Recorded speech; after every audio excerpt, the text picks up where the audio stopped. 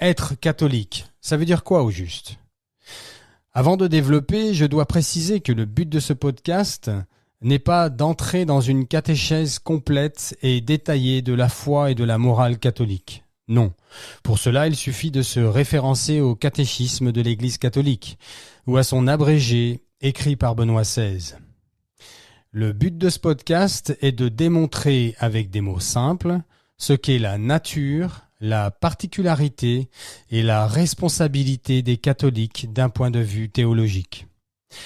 Avant-propos, laissez-moi vous partager une expérience personnelle.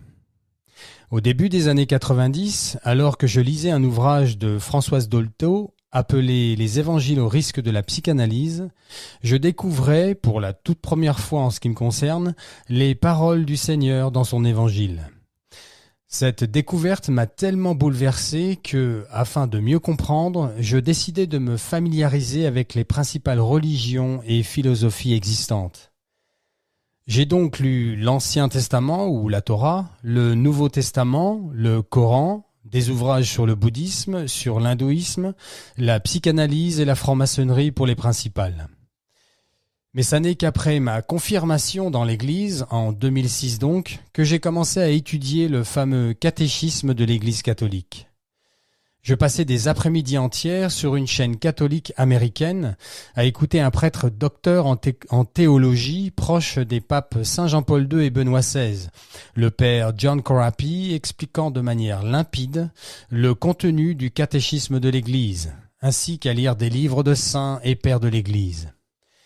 Ce faisant, je me suis rendu compte d'un fait intéressant et très révélateur sur l'état de l'Église, et par voie de conséquence, l'état du monde dans lequel nous vivons aujourd'hui. En effet, je découvrais que la plupart des chrétiens, catholiques inclus, ne connaissent pas leur foi.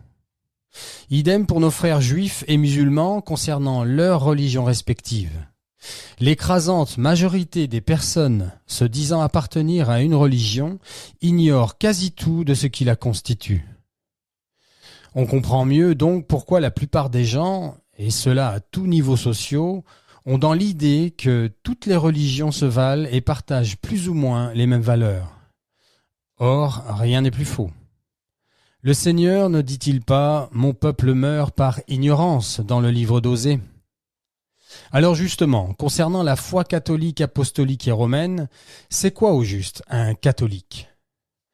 Pour mieux comprendre, voyons brièvement les 4 éléments que partage la quasi-totalité des églises chrétiennes. Premièrement, le baptême. Celui-ci nécessite un chrétien accompagnateur déjà baptisé lui, ainsi que de l'eau. Là, celui qui en fait la demande reçoit le baptême au nom du Père, du Fils et du Saint-Esprit. Deuxièmement, la prière du Notre Père, transmise par Jésus à ses apôtres. Troisièmement, le partage du pain et du vin, avec cette particularité, principalement pour les catholiques et les orthodoxes, que la substance du pain et du vin se transforme en le corps et le sang du Christ lors de la consécration pendant la messe, ce qui s'appelle la transsubstantiation. Quatrième et dernier élément, les chants ou la louange à Dieu, c'est selon. Voilà pour ce que partagent la plupart des églises dites chrétiennes. Mais la spécificité catholique, c'est quoi au juste? Ou plus exactement, adhérer à la foi et à la morale catholique, qu'est-ce que cela veut dire? Qu'est-ce que cela implique? Avant d'aller plus loin, il est incontournable de comprendre une chose. La foi catholique est une obédience. Cela veut dire que l'on se soumet volontairement à une autorité. En l'occurrence ici, c'est l'autorité de Dieu le Père, à laquelle son Fils Jésus s'est volontairement soumis le premier, par amour pour nous les hommes, sa créature, afin de nous arracher au pouvoir du péché dont la conséquence est la mort. Le mot obédience venant étymologiquement parlant du mot obéissance. Le catholique donc obéit à son tour et volontairement à son Seigneur et à son Dieu, Jésus-Christ. Il obéit donc à l'amour. En effet, Dieu est amour, nous dit saint Jean. Or, l'amour parfait, celui que nous montre Jésus, par et avec sa vie, c'est la croix. Le catholique pratiquant donc, avec son libre arbitre, est un disciple de l'amour qui se soumet volontairement à l'obéissance de la foi transmise par l'amour lui-même, Jésus, et par voie apostolique, c'est-à-dire ses apôtres. Chacun est libre d'adhérer à la foi catholique ou pas. L'Église, elle, accueille tout le monde et n'oblige personne à croire ce que Jésus a révélé à ses apôtres et leur a demandé de transmettre à l'humanité tout entière. Ceci dit, il est impératif de comprendre que l'Église catholique n'est pas une démocratie. On ne peut pas dire « je suis catholique » et en même temps rejeter, ni même déformer à sa guise un ou plusieurs enseignements du Seigneur. Une personne catholique ne dit pas à Dieu « voilà ce que moi je pense que toi, Dieu, tu dois être ». C'est Dieu qui parle aux hommes, nous révélant sa nature et sa divine volonté. Pour illustrer ce propos, prenons un exemple que tout le monde comprendra. Chacun sait que Dieu a donné 10 commandements. Eh bien, si une personne décide de son propre chef de n'accepter qu'une partie de ces commandements, peu importe lesquels, ou même de les transformer, cette personne se coupe de la véritable doctrine de la foi, pour finalement ne créer que sa propre croyance, en se coupant de la vérité révélée, pour en créer une autre, la sienne. Idem lorsque l'on pense que certains épîtres ou lettres des apôtres ne concernaient en fait que les chrétiens vivant à l'époque à laquelle ces versets ont été écrits. Ce faisant, cette personne devient hérétique et se met à croire, mais aussi à transmettre, une hérésie, quelque chose qui n'est plus la divine volonté révélée par le Christ. On dit de cette personne qu'elle ne croit plus en Dieu, mais en elle-même. L'Église est un don fait par Dieu à l'humanité. Je vais répéter cette phrase. L'Église est un don fait par Dieu le Père à nous, ses enfants, l'humanité. La foi catholique, c'est la révélation par son Fils Jésus sur qui est Dieu, Créateur et Père, ainsi que sa volonté pour nous, sa créature et création. Jésus, Fils de Dieu, est donc venu nous dire et nous montrer la volonté du Père, demandant à ses apôtres de la transmettre à l'humanité à travers son Église qu'il a créée lui-même. Voilà pourquoi on dit que l'Église est sainte. Ce ne sont pas des saints hommes qui constituent son Église, mais c'est son Église qui est sainte, puisque c'est le Saint de Dieu, Jésus, qui crée et institue sa propre Église. Question centrale maintenant. Où et comment peut-on entendre, connaître et se familiariser avec les enseignements de Jésus donnés à ses apôtres pendant les 3 années passées avec eux? Où trouve-t-on la totalité des paroles, des actes et des gestes de Jésus transmis à ses apôtres? Dans la Bible? Le Nouveau Testament? Eh bien non. Ou plus exactement, pas seulement. Laissez-moi lire une phrase qui va nous permettre de mieux comprendre ce qui va suivre. Évangile selon saint Jean, chapitre 21, verset 25. Il y a encore bien d'autres choses qu'a faites Jésus. Si on les mettait par écrit une à une, je pense que le monde lui-même ne suffirait pas à contenir les livres qu'on en écrirait. Chacun ici peut clairement comprendre que tout ce que Jésus a fait ne figure pas dans les évangiles.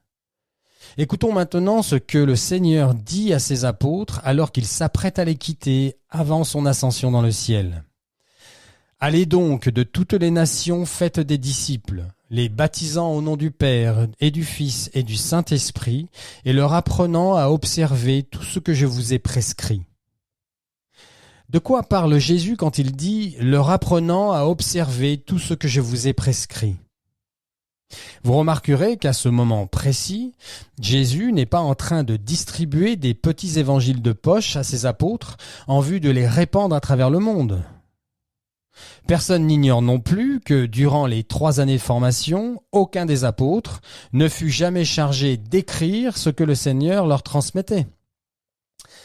Pourquoi, à votre avis ? Au moment du départ du Seigneur dans le ciel, à l'ascension donc, il n'existe aucun écrit concernant ce qu'a fait et ce qu'a dit Jésus à ses apôtres. Pendant 3 années, Jésus les a formés et leur a montré qui est Dieu et quelle est sa volonté. Et comment donc Jésus a-t-il fait cela? Eh bien, par son exemple d'une part, puisqu'il leur révèle qu'il est le chemin, la vérité et la vie, mais aussi par voie orale, en leur communiquant avec des mots, des actes et des gestes posés, sa volonté et celle du Père qui ne font qu'un. Les enseignements que Jésus a demandé aux apôtres de transmettre à toute l'humanité portent un nom. Cela s'appelle la Sainte Tradition, le premier des 3 piliers de l'Église catholique. Le deuxième pilier de l'Église s'appelle le Magistère, c'est-à-dire le pape, ou Pierre, à qui Jésus a donné les clés de sa Sainte Église, ainsi que les apôtres, puis par leur biais les évêques, à qui les apôtres ont transmis cette fameuse tradition, avec des mots, des actes et des gestes posés. Le troisième et dernier pilier de l'Église s'appelle les Saintes Écritures. Les premiers écrits étant, comme chacun sait, les épîtres ou lettres de Paul, rédigées à partir de l'an 50, une vingtaine d'années après la crucifixion. Les évangiles, eux, seront écrits à partir des années 70, lorsque les apôtres décèdent. J'en profite pour rappeler que tous, sans exception, sont morts en martyrs. Quoique, pas exactement, puisque Saint Jean est mort de vieillesse, mais il a, lui aussi, connu le martyre par immersion dans un bain d'huile bouillante à Rome. Les évangiles naissent donc lorsque les apôtres décèdent, et que la tradition commence à nécessiter d'un appui supplémentaire que seront justement les Écritures. Or, le magistère, le pape et les évêques donc, vont devoir définir lesquels des nombreux écrits se trouvant en circulation sont hérétiques, c'est-à-dire faux, et lesquels respectent et confirment la tradition des apôtres. Ensuite, une liste de 27 écrits ou livres du Nouveau Testament se fixeront peu à peu vers la fin du IIe siècle, alors que la Bible, dans sa forme actuelle, ne sera officialisée qu'au XVIe siècle par le Concile de Trente. Nous voyons donc qu'à partir du moment où le Seigneur ressuscite, monte aux cieux, puis envoie le Saint-Esprit à ses apôtres, c'est-à-dire la Pentecôte, à ce moment précis n'existent que 2 des 3 piliers sur lesquels repose aujourd'hui l'Église. Le 3e pilier, les Saintes Écritures, plus communément appelées la Bible, ne commenceront seulement à être regroupés par l'Église qu'à partir du IVe siècle. Et qui donc décide de ce qui entre ou pas dans la constitution de la Bible? Eh bien, c'est justement le 2e pilier de l'Église, le magistère, du mot magisterium voulant dire bureau des enseignants, c'est-à-dire Pierre avec les apôtres et après eux, le pape avec les évêques. Je réitère donc maintenant la question posée plus haut. Où trouve-t-on ces fameux enseignements donnés pendant 3 longues années par Jésus-Christ à ses apôtres? Dans la Bible? Dans le Nouveau Testament? Nous venons clairement de voir que non. Que l'Église catholique n'est pas une religion du livre, mais une Église où la transmission demandée par Jésus lui-même s'est effectuée et continue à s'effectuer par voie apostolique, avec des mots, des actes et des gestes posés. Pour le dire autrement, ce n'est pas à partir de la Bible seule que l'Église s'assure et garantit la bonne transmission de ce que Jésus et l'Esprit Saint ont révélé aux apôtres. Je vais répéter cette phrase car elle est essentielle. Ce n'est pas à partir de la Bible seule que l'Église s'assure et garantit la bonne transmission de ce que Jésus et l'Esprit Saint après lui ont révélé aux apôtres. Vous l'avez compris, la révélation divine se transmet de manière trine, de 3 manières, lesquelles sont 1. La sainte tradition, c'est-à-dire principalement les enseignements de Jésus transmis par voie orale. 2. Le magistère, c'est-à-dire le pape et les évêques, lesquels sont dépositaires de la sainte tradition. Et 3. Les saintes écritures, validées par le saint magistère à la lumière de la sainte tradition. Mais finalement, frères et sœurs, n'est-ce pas là aussi la façon dont Dieu se révèle lui-même de manière trine en 3 personnes? Là où se trouve une des 3 personnes de la Sainte Trinité, là aussi se trouvent les 2 autres personnes par obligation et vertu d'unité, nous dit l'Église. Pareillement, là où se trouve un des 3 piliers de l'Église, là aussi se trouvent les 2 autres piliers par obligation, et vertu d'unité. Voilà aussi pourquoi nos frères protestants sont dans l'impossibilité de comprendre la divine volonté dans son entièreté et à la manière dont Jésus l'a révélée aux apôtres. En effet, comme nous l'avons vu, les livres de la Bible ont été regroupés par le magistère de l'Église catholique qui les a authentifiés de manière progressive entre le IVe et le XVIe siècle. Or, les églises protestantes se sont toutes inventées à partir de la Bible catholique seule, en se coupant de la sainte tradition de Jésus, transmise par son magistère avec des mots, des actes et des gestes posés. Les apôtres nous avaient pourtant prévenus et avertis, notamment lorsque saint Paul nous dit dans sa 2e lettre aux Thessaloniciens, chapitre 2, verset 15.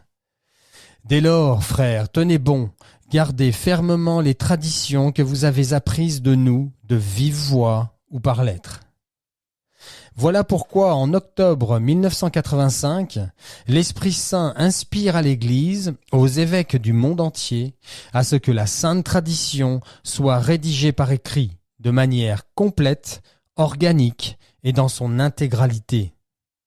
7 ans plus tard, le 11 octobre 1992, Saint Jean-Paul II, assisté du cardinal Ratzinger, futur pape Benoît XVI, promulgue et délivre au monde le désormais incontournable catéchisme de l'Église catholique. Or, quelle est la définition théologique de la foi chrétienne dans le catéchisme de l'Église? Laissez-moi nous le rappeler. La foi, c'est la vertu théologale par laquelle nous croyons en Dieu et à tout, non pas un peu, non pas en partie, à tout ce qu'il nous a dit et révélé, et que la Sainte Église nous propose à croire parce qu'il est la vérité même. Frères et sœurs en Christ, d'aucuns pourraient se plaindre de ne pas voir ni entendre toute cette vérité révélée dans leurs paroisses respectives, et ils auraient raison. Certes, il y a toujours eu quelques traîtres, quelques Judas dans l'Église catholique. Le monde que Jésus est venu sauver est ainsi fait. Seulement, nous sommes arrivés aujourd'hui à un seuil critique. Cela, nous le savons grâce aux innombrables avertissements de la très sainte Vierge Marie à travers tant d'apparitions depuis la fin du XIXe siècle, notamment à la Salette, Lourdes, Fatima, Garabandal, Akita et Medjugorje, pour ne mentionner que les plus connus. Lesquelles apparitions, celles déjà reconnues par l'Église ainsi que celles toujours en étude, nous préviennent, toutes sans exception, du manque de révérence envers la présence réelle du corps, sang, âme et divinité dans le Saint-Sacrement. En effet, Jésus hostie est désormais reçu comme un vulgaire bout de pain de la main à la main, sans révérence ni adoration, et beaucoup trop d'âmes le reçoivent, qui plus est, en état de péché mortel. Quant à vous, mes très chers évêques, nous venons de le voir en détail. Vous êtes seuls dépositaires et responsables de la bonne transmission de la vérité révélée.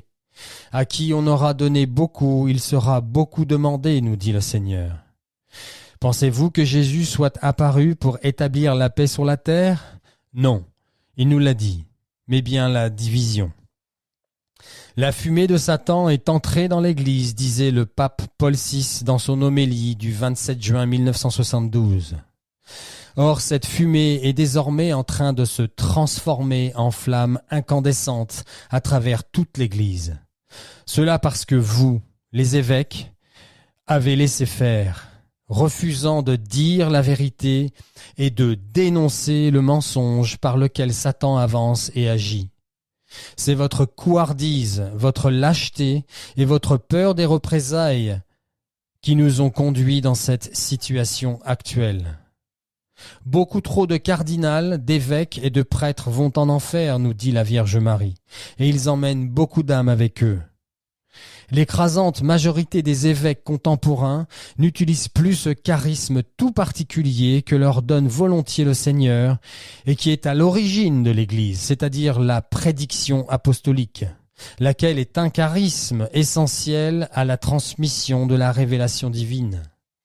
Le cancer de l'Église catholique aujourd'hui se trouve au sein de la formation des prêtres, dans les séminaires, Les personnes en charge de vérifier les véritables vocations de celles qui n'en sont pas sont les premiers coupables avec ceux qui leur ont confié cette responsabilité.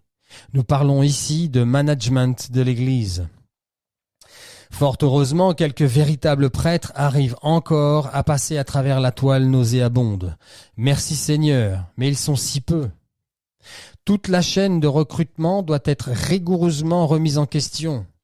S'il a existé et qu'il existe encore des prêtres pédophiles, homosexuels ou menant une double vie, c'est parce que ceux qui les recrutent sont au mieux incompétents, au pire complices. Le pape Benoît XVI, qui, comme vous le savez, vient tout juste de nous quitter, a écrit un livre pendant les dernières années de sa vie et a demandé à ce que cet ouvrage ne soit publié qu'après sa mort, ce qui vient d'être fait. Ce livre est intitulé « Que veut dire être chrétien ?»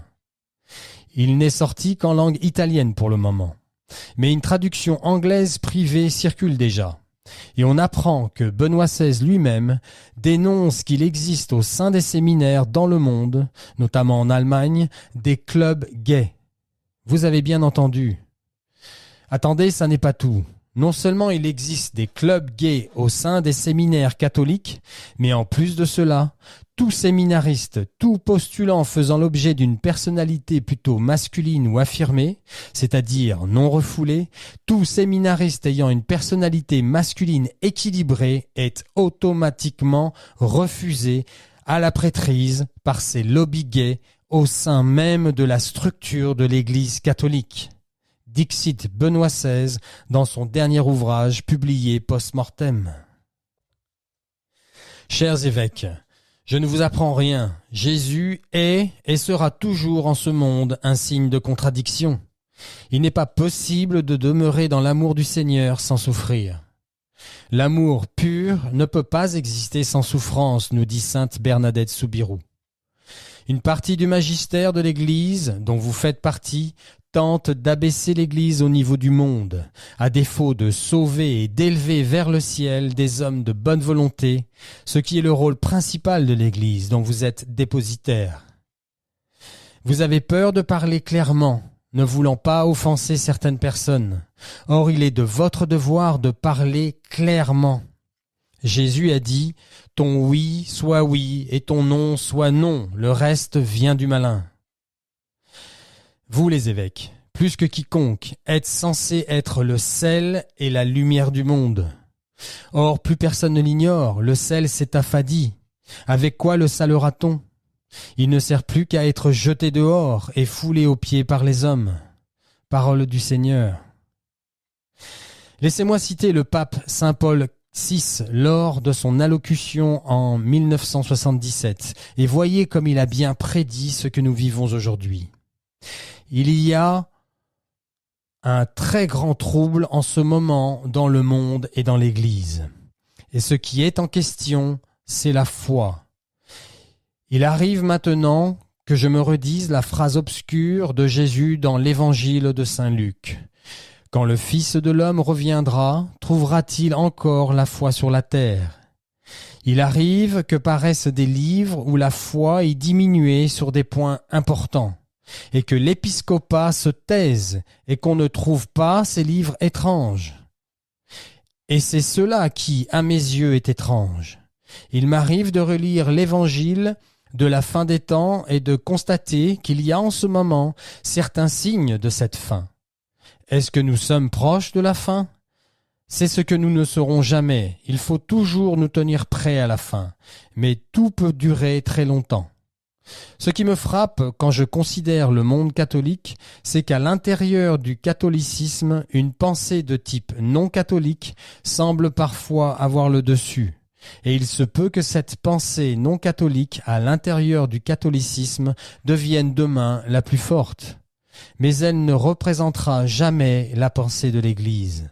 Il faut que subsiste un petit troupeau, même si c'est un troupeau tout petit.